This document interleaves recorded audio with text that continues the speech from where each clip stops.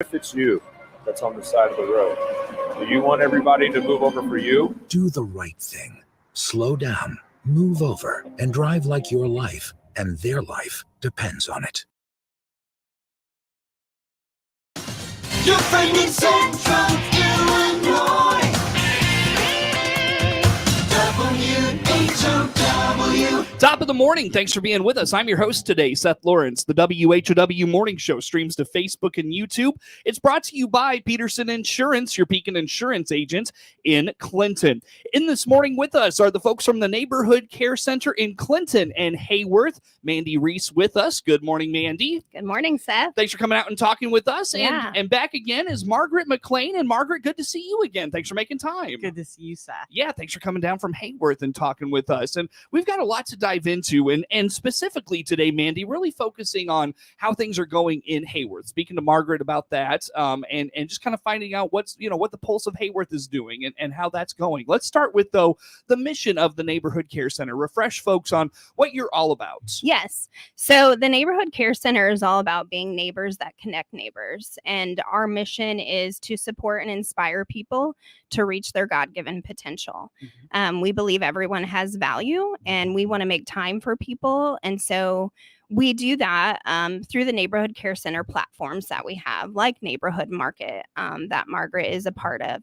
So we utilize the services that we offer as tools to help us build that relational network with people that we hope can allow us an opportunity to support and inspire them. Sure. Now, Margaret, I know Heyworth has really seen, I don't know if it's a transformation, but really maybe more of a stabilization in that you now have a permanent kind of residency, I guess pun intended, because it is a house, if you will. Talk about that a little bit. How's that going? Tim, that's a great way to describe it. It's like we're finally home. We've been in transition, starting out the first 2 years, and just recently we purchased a property where we are located permanently. And it kind of gives us everything that we all experience when we move into our home that we're going to stay in. It creates a lot of security, stability. People know we're going to be there every week. We're not just a fly-by-night coming in once a week and gone. Yeah, sure. You're not having to move around and we're here this week. We're here in this location this week. We're in one place now. Right. Yeah. We're here to stay. Sure. So we're here to be your neighbor, and we want to get to know you and support you and do all the great things that the mission statement says we're going to do. Well, and speak to that more. How has the permanency allowed you to live out the mission statement and like I said, live that out? How about that? Well, I think maybe the value that we want to speak on, if that's okay, Mandi, what do you think? Yeah, no, I think that's great. Is small is big. And it's the little things in life that we do for one another that can really make a big difference. One of those, Tim, is just being able to just to be there. Have you ever heard the phrase 90%? Is just showing up. Yeah. Yes. And so 90% we're there. 100% we're there every Wednesday for those folks. And some of them just need someone to talk to. Or a familiar face, a smile, a kind word.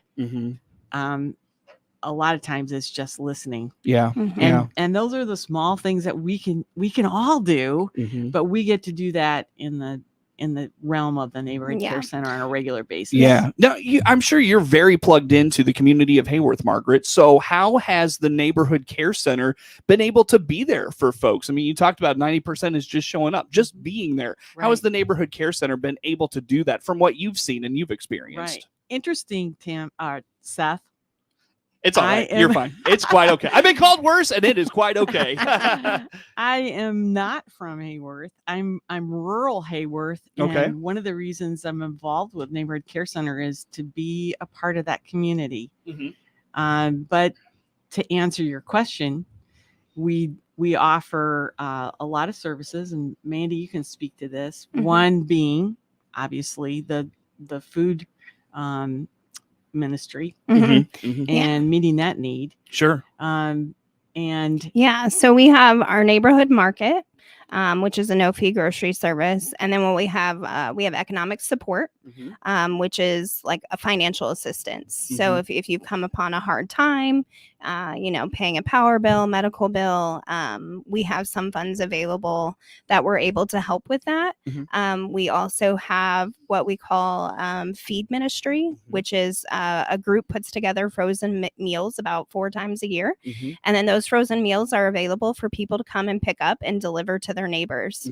So let's say you have a neighbor that just went through surgery to remove a tumor or got a cancer diagnosis or had a baby, or you name it, there's really no reason to not. But those meals are there for people to pick up and to be a neighbor who connects neighbors, to give people a tangible way to go across the street and have a conversation with someone. Sure.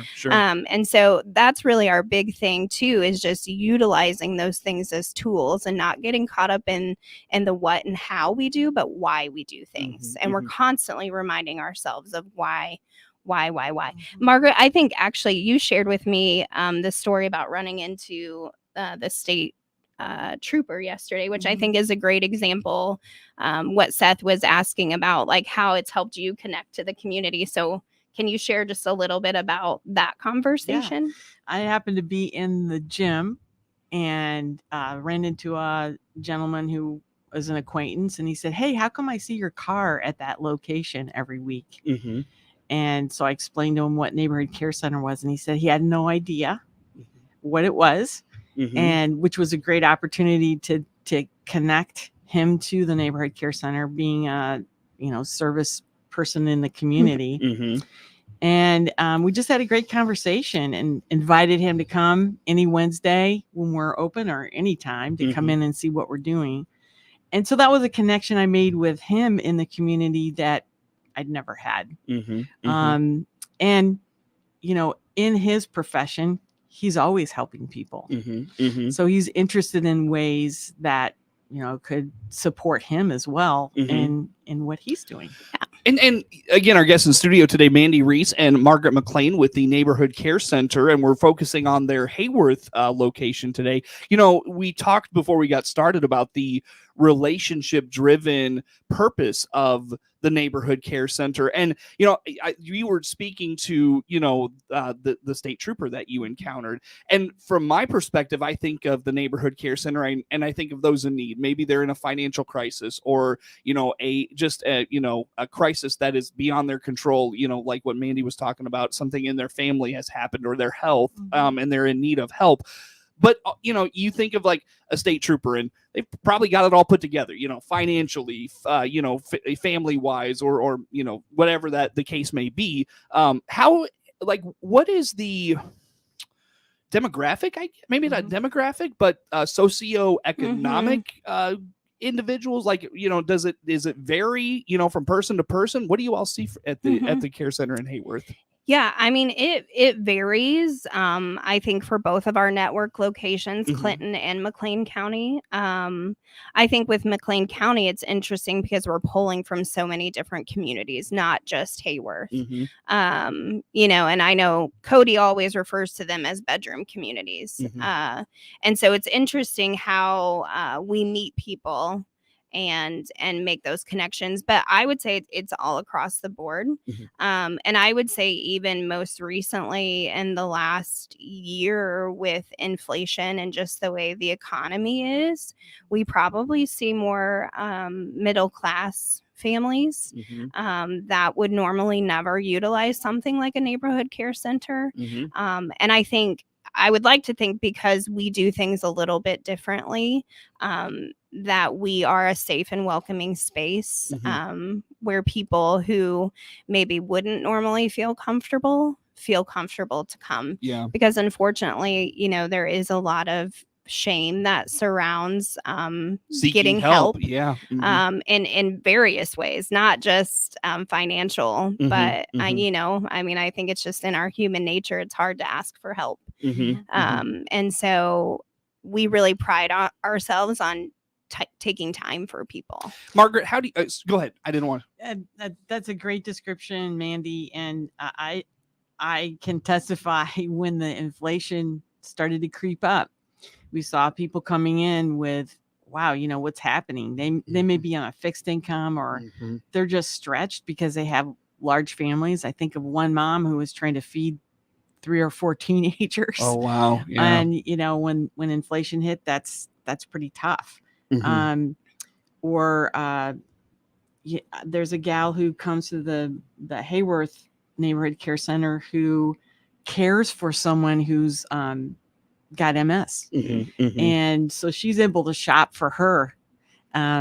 It's not always just that direct person, but yeah. she's caring for another neighbor. Can you speak to, Margaret, how you're able to make folks feel welcome in Heyworth, and how that is a welcoming place for people of any background, any situation? Yeah. So I think it goes back, Seth, to building the relationship, that we are really interested in them. We don't want to just be a handout. Yeah. Here you go. Be on your way. We'll see you next month type of thing. Right. Yeah. We want to build a relationship with you. And that just takes time. That may have been one of the serendipities of the way we did our process for a year or more. We were so temporary that we didn't necessarily have time to sit down and talk. We got to know them and they got to know us. And I think the community trusted us because we were there every week. And then when it came time to sit down and talk, real life was exposed between both of us, because life's messy for everybody. So we're not gonna push into that before somebody wants to. We're just there when those things happen. Sure. And I would say, even with our with our McLean network, the way that we have the house set up, like, we are very intentional in that regard. And so part of my job as the director of communications, which we're getting ready to do some of these things, is to be able to put decor, as you would call it, on the wall, but that there are things that speak to our neighbors. So we talk about our value system that we have. We've actually taken our value system and made a value system for our neighbors. Excuse me. Sure. So so that way we can hang those things on the wall that are a reminder for them that they are fully known when they come to the neighborhood care center, that they matter. And so we are super intentional in that, and creating that warm and welcoming space with soft lighting, and we have music playing, and sometimes a diffuser, just trying to create that home atmosphere.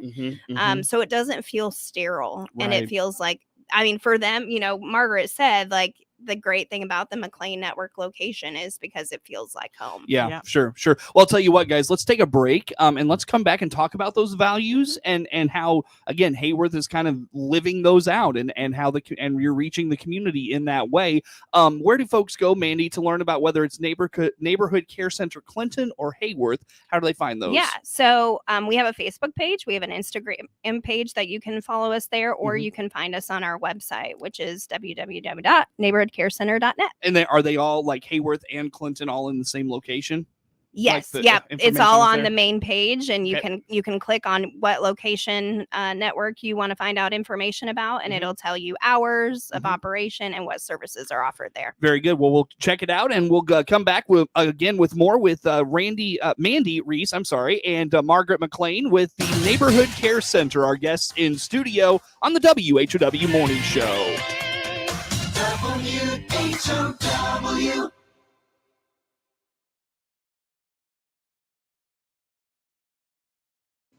Let's check the opening numbers now at the Chicago Board of Trade on this Tuesday. Jim Taylor on the RFD Radio Network. Corn starting the day steady, beans higher, and wheat trading lower. December corn opening 478.5, up 1/4. March corn up 1/4, 493. May corn 501 1/4, up 1/4. November beans starting this Tuesday 1286 1/4, up 3.5. January beans up 4, 1311 1/4, and March beans 1325 3/4, up 3.5. December wheat 558, down 8. March wheat down 6.5, 587 3/4, and May wheat starting this Tuesday 605 3/4, down 6. December bean meal 431.90, that's up 5.40. And December bean oil, $52.20, down 19 cents. Look at the opening numbers at the Chicago Board of Trade on this Tuesday morning. Jim Taylor, RFD Radio Network. Looking for Chevrolet inventory? This is Scott Baum from Baum Chevrolet Buick here in Clinton. We have the all-new Chevrolet Trax, Blazer, and Trailblazers coming. Plus, several Chevrolet Equinoxes and Traverses are here. This month, take advantage of extra $1,000 trade-in assistance on your trade. There's always a need for quality trades here at Baum's. BaumChevyBuick.com. Right from the start. Paul Scarron, CEO of Warner Hospital and Health Services in Clinton. With October being Breast Cancer Awareness Month, our state-of-the-art 3D mammo machine can help detect early cancer. Find out details by clicking our icon at DeWittDailyNews.com. For the latest in Central Illinois agricultural news, visit IllinoisFarmRadio.com. Get updated information on markets, weather, ag news, local interviews with NAFB farm broadcaster Jared White, and much, much more. All at IllinoisFarmRadio.com. Your friend in Central Illinois, WHOW. Once again, and good morning. Thanks for being with us. I'm your host today, Seth Lawrence, and the WHOW Morning Show streams to Facebook and YouTube, brought to you by Peterson Insurance, your Pekin Insurance agent in Clinton. Mandi, Ries, and Margaret McLean with the Neighborhood Care Center, our guests in studio today as we talk the Heyworth Neighborhood Care Center. And Mandi, you touched on the values of the Neighborhood Care Center. What are those values? Like, how would you break those down? Yeah, so we actually have 5 values. It's small is big, high support, low control, don't do it alone, belief in the disciple, not the program, and stumble forward. Okay. So we figured we'd kind of just expound on one of those today, which is small is big. Okay. And so for us, we believe that the gospel is best expressed in small pockets of people, that it's usually in those small little things. And our world tells us that bigger is better, right? We look everywhere.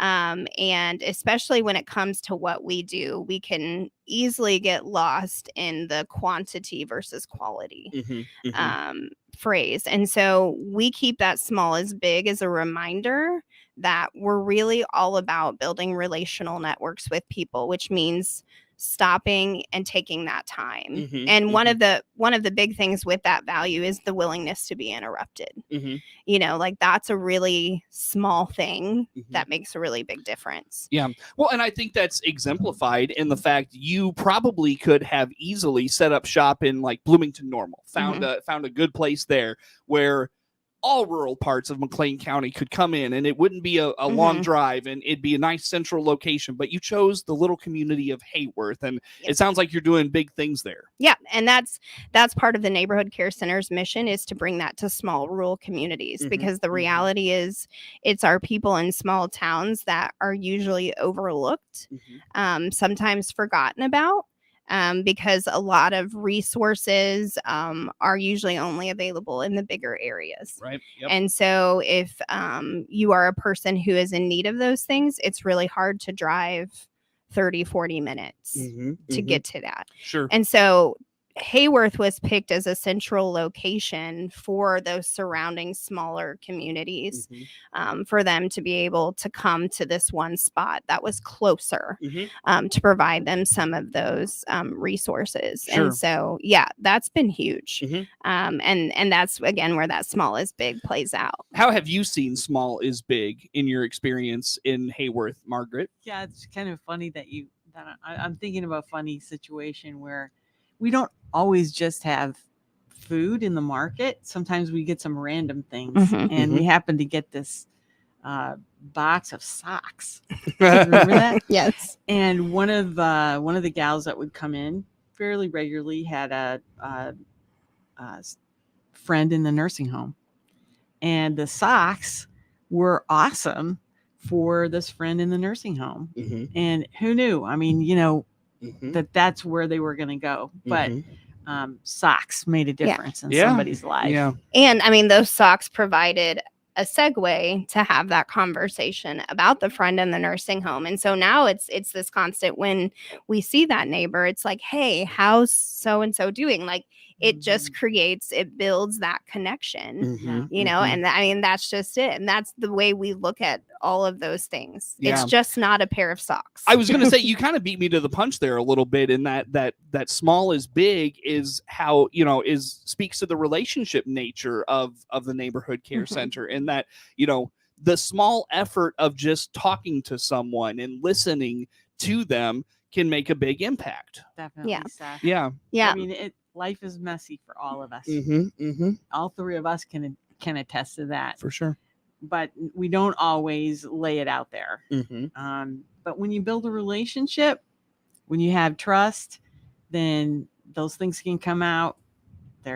People feel more at ease about talking about health problems, relationship problems, financial problems, death, whatever the challenge might be. Margaret, do you want to share? We were talking about our neighbor that we've known for quite some time when it comes to hosting, how can you just share about how he's kind of opened up to that? Yeah. So, you know, I think you asked, how do we make people feel welcome?